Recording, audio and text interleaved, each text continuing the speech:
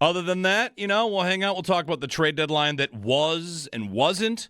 I have a very controversial take about the Sauce Gardner trade, which is that I think it's totally fine. And I think that people are misguided on a couple things about what trades should be. And I kind of think we're all mixed up on value on who deserves credit and who doesn't.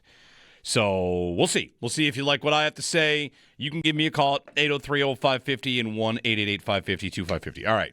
So we can get at the Sabres, and there's an alarming stat on the Sabres in overtime, which sounds made up, but it's not. Get to that. But first, the deadline. All right. So tell me about your experience yesterday. Pins and needles, right? Refresh. Come on. And I don't know if I want Von Miller. Debo? I don't want Debo Samuel. Refresh. 4 o'clock hits. Like, all right, well, maybe a deal comes in under the gun or after the fact. All right, hold on. No trades. No trades for the Bills.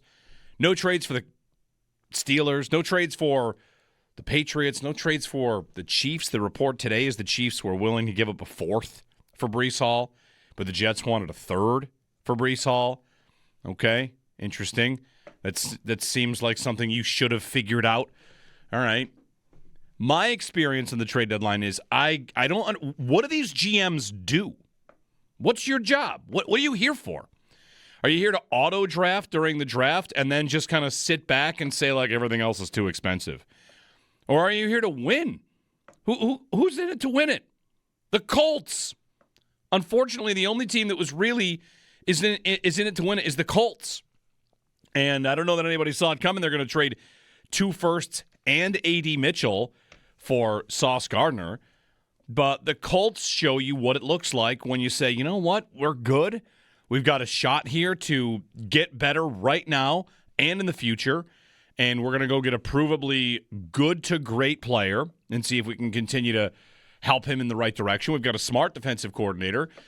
Let's go trade 2 first-round picks for Sauce Gardner. I think that's, wow.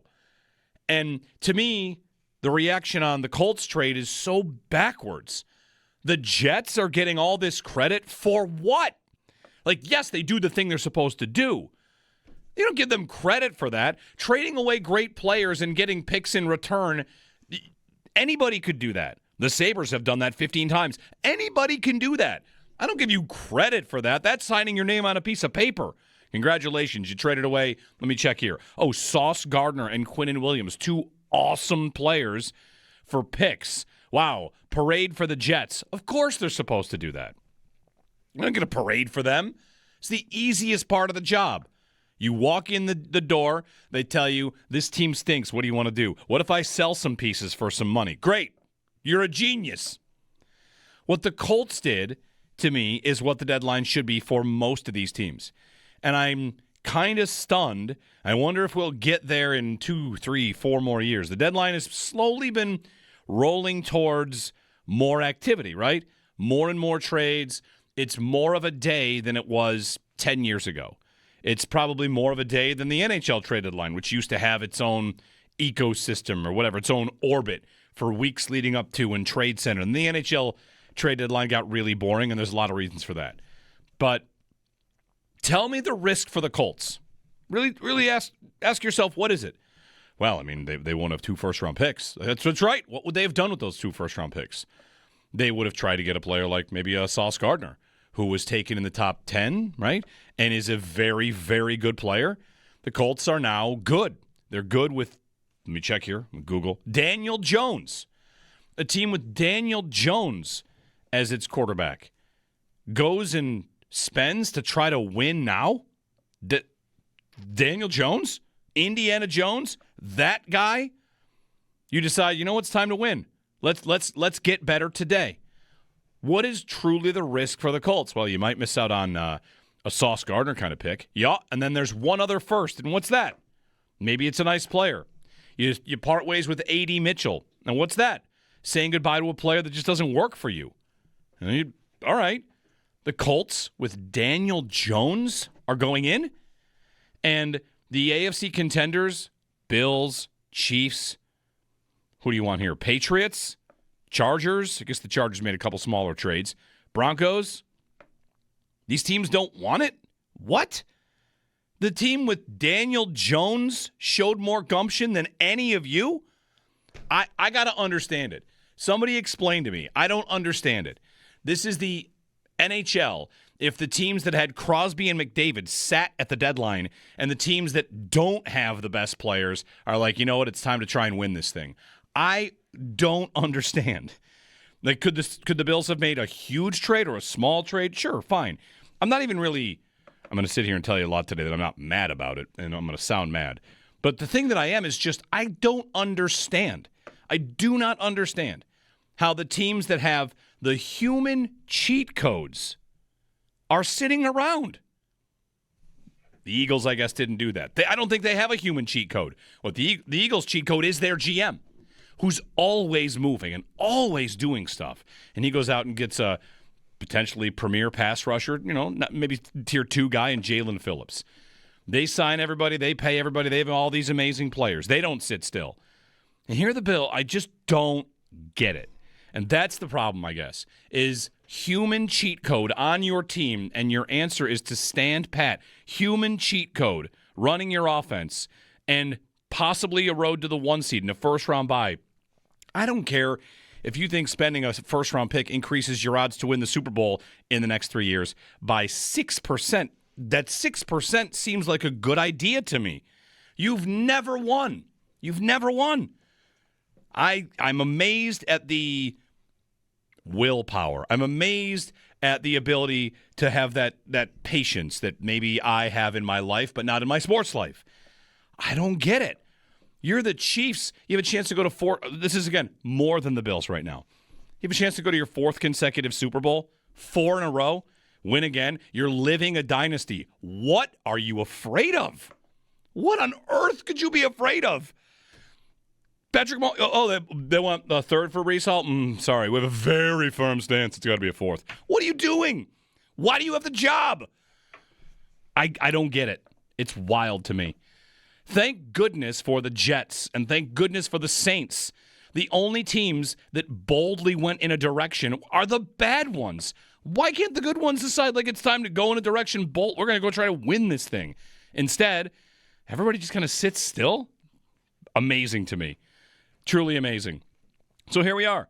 And the deadline came and went, and it was kind of anticlimactic. And I don't think you have to be furious with the GM or anything. I'm stunned.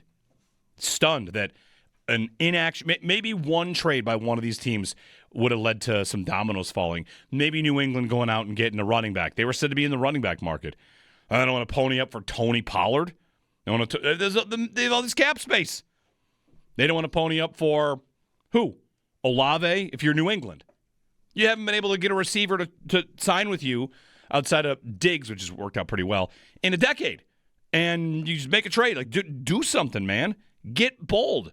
You're afraid of what's going to be available at the 30th spot next year? A couple of years ago, the Bills got to their draft pick and liked everybody so little, they traded down with their main rival.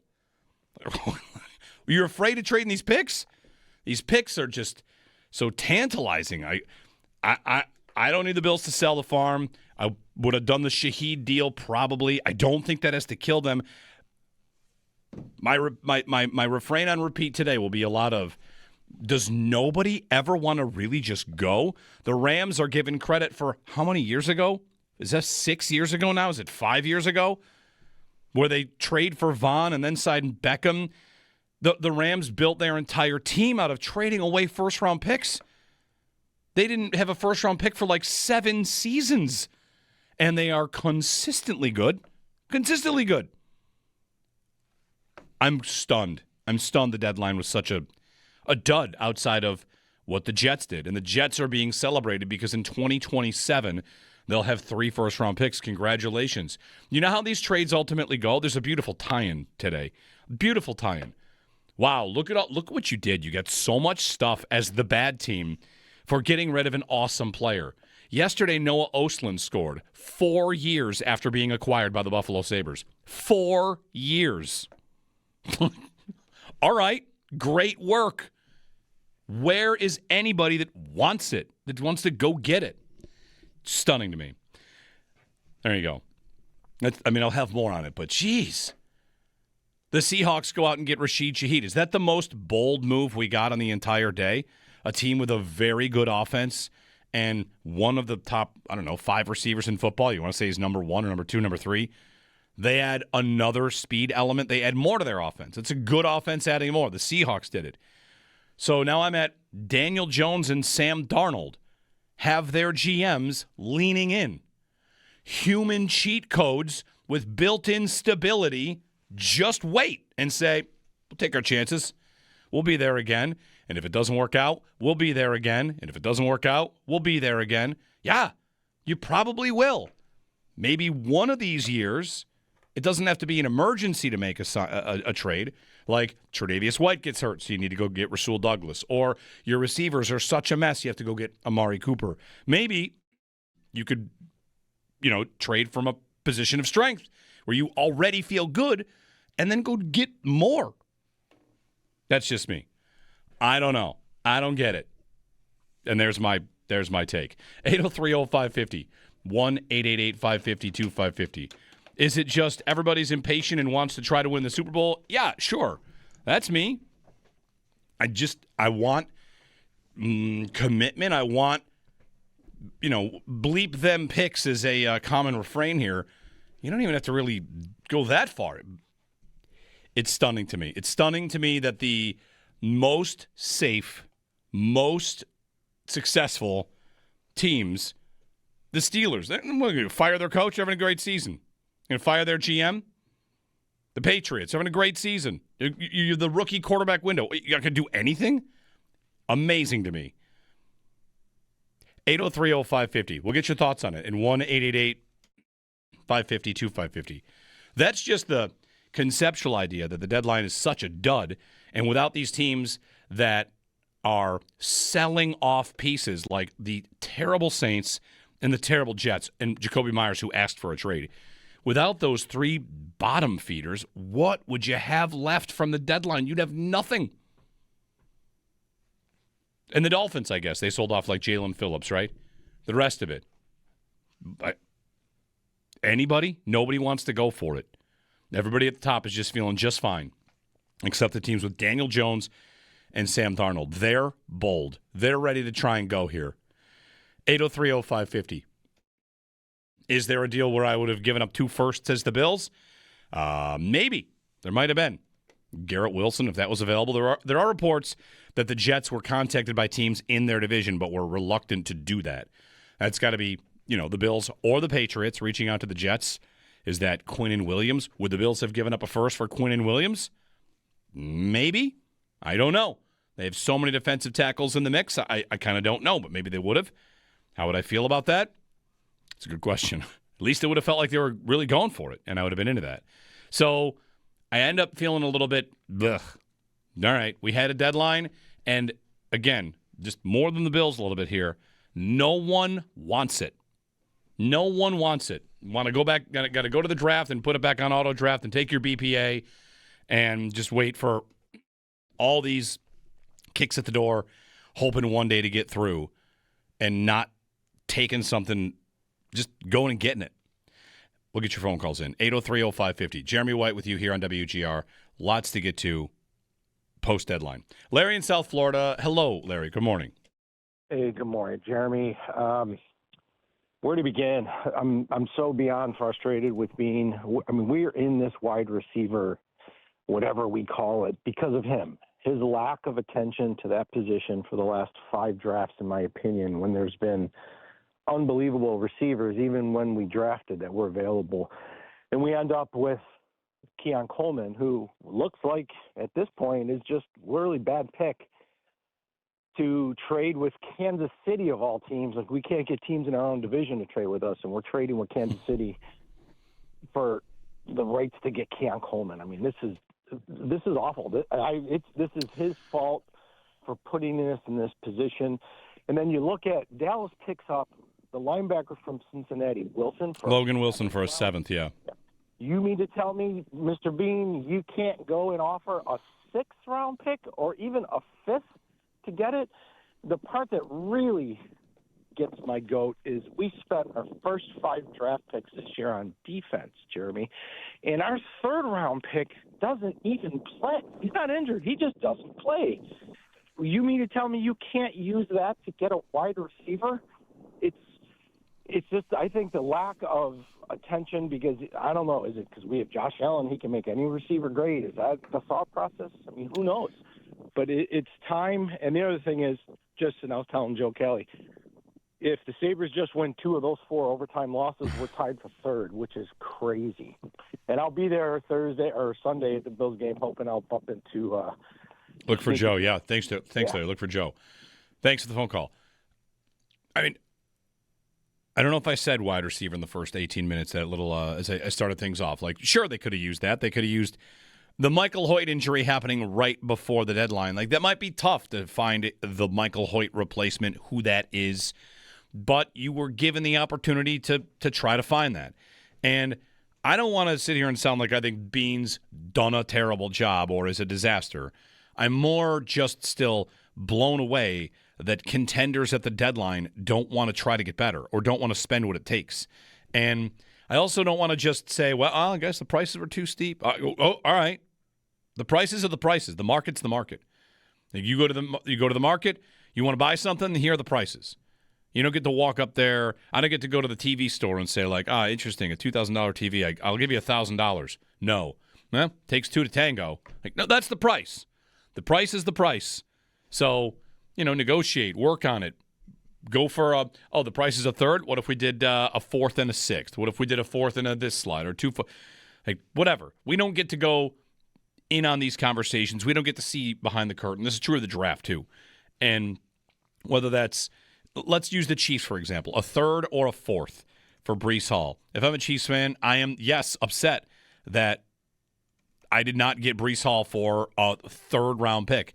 The difference between a third and a fourth round pick at the bottom of those rounds is like 60 points. That is a fifth rounder difference. Like, these teams can move up and down from the third and the fourth and the fifth and the sixth round like it's going out of style. The Eagles, of course, trade a third round pick for Jalen Phillips, who they will likely get a third round pick back for in the compensatory formula. Maybe it's a fourth, maybe it's a fifth. And maybe Bean's been burned on that before because there's the year he thinks he's getting a third, instead he gets a fourth out of it. And they trade down Keon Coleman to get a third back. That ends up being Dwayne Carter, who is not a factor for this team. And what this team really, truly needs, and this is a testament to a roster that they have built, what they need is not a bunch of picks. They need someone provably great. That's probably the only way to add to their roster is find somebody that could potentially be good to great. And whether that's one of the receivers that didn't move or paying up a little more for Shaheed, who's not some, world beater, but whatever. I'm just kind of stunned. You're going to roll into the postseason, and you're going to hope that Josh Palmer stays healthy, and that could help a lot. They have a very good team, and they have a lot of nice pieces. I'm kind of stunned. I don't know how you could be in charge of it and not think like one more piece of depth, one more of this, one more of that. Second round pick, third round pick, a 2 and a 3. I don't know the prices. It's tough. That's the one thing about this spot is how close did they get? What were they willing to do? Were they willing to move a 1 and the other team wanted 2 1s? Were they willing to move a 1 and Keon Coleman? AJ Epinesa? I don't know. These are the things we don't really get a peek behind the curtain. But I have reason to believe they were very active and really trying and big game hunting and just kind of didn't get it done. And sometimes that's gonna happen. I'm the person here sitting here telling you I support what the Colts did. The Colts have finally become like, hey, look, we're good again. And maybe Daniel Jones isn't the best quarterback. What do you do when you don't have the best quarterback? You try to surround that player with as many great players on that team as possible. 2 firsts and A.D. Mitchell for Sauce Gardner. Great. Sauce Gardner on PFF's, I saw yesterday, separation prevented is the number 1 corner in football.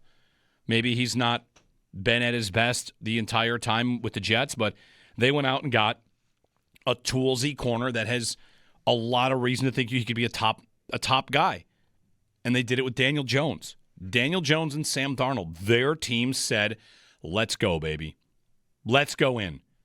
And Patrick Mahomes' team didn't. And Drake May's team, he doesn't maybe deserve this level, but whatever. They didn't. And, of course, Josh Allen's team didn't. All right.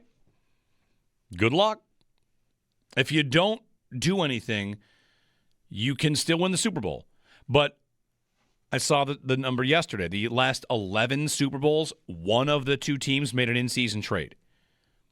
Like, you get a lot of these. It's not that unusual. Last year, it's the Chiefs and the Eagles, they make an in-season trade. I'll go find which one that was last year. But 803-0550 is our phone number. You didn't need to sell the farm, and even if you did it in the interest of, like, if the Bills today had given up 2 first-round picks for Chris Olave and walked out and said, like, hey, this is it, they would not be getting lampooned like the Colts are, which I think is misguided for the Colts. They'd probably be getting celebrated as like, well, the Bills have decided it's time. It's time, and they're going to extend this player, and it's time. It's time to go. I don't know if that was possible. I don't know if Brian Thomas Jr. was available. I don't know, Waddle. Did they call on Waddle? It doesn't have to be a receiver. It could be defensive tackle. It could be anything. I think I want to see them trade out of strength other than just trade at this moment out of desperation. And maybe the Hoyt, if they had traded for someone to replace Hoyt, you could say that was a little bit of both. But I'm going to try and get through it today. How do these teams not act? This is the last day you can actually do your job outside of bringing in guys for tryouts. The Bills brought in Kingsley Jonathan and Casey Toohill, 2 of the 3 players. And then the other was Garrett Nelson. Now, Garrett Nelson I don't think has ever played for the Bills, so he would be actually new. The other 2, former Bill, future Bill waivers. I can't believe Casey Toohill was sitting there available. He's right out there, top of the list. When you click waivers in former Bill, future Bill, is Casey Toohill's name right there. I can't believe none of us had him. What a miss. Somebody does have Kingsley Jonathan, I think. I got to check out our rosters. Yeah. Alt Joe has Kingsley Jonathan on his roster of former Bill, future Bill. It's a good pick. It's a good stash, Joe. Yeah, I love it. Good stash. Wow. He's about to get on the board of the point here for Kingsley Jonathan. 803-0550. Disappointed, mad, stunned, whatever. Let's go win the whole thing. Maybe a little bit of all of that. They could still, of course, win the Super Bowl. They are undoubtedly a great team, and that, I think, is part of the frustration. You're probably great. Some of these picks look like they're coming together. The win on Sunday made me feel more bullish on, let's go. Go get a trade. You're back on track for that 1 seed. Track down New England. What can you add? But they stand pat. So we'll talk about it with you. 803-0550.